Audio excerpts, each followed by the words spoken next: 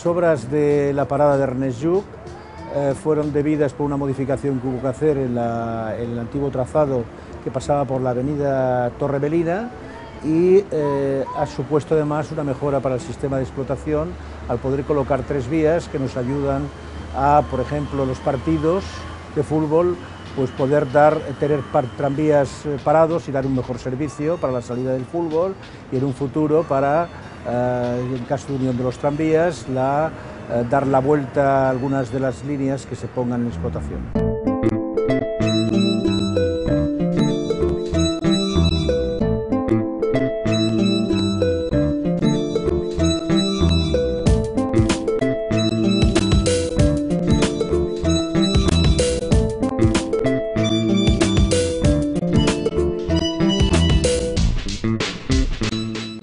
El problema més gran que ens trobàvem a l'antiga parada era que la reducció del 50 per hora que veníem els tramvies a 10 per hora que havien d'agafar la corba d'entrada i sortida de la parada de Sant Ramon era molt forta i era una molèstia per al nostre passatge.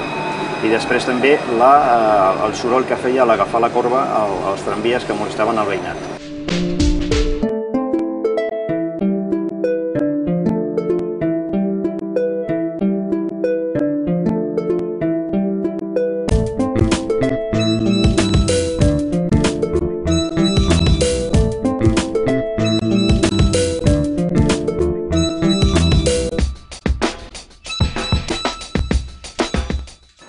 La curva era muy peligrosa también y ahora pues parece menos peligrosa y luego tiene una ventaja muy buena porque va más recto también.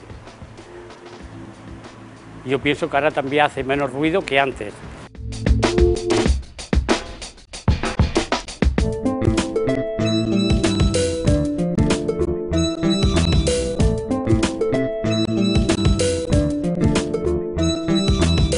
Está el tranvía más directo de donde vienen, tanto de la diagonal como de aquí de los pueblos estos, y entran perfectamente aquí.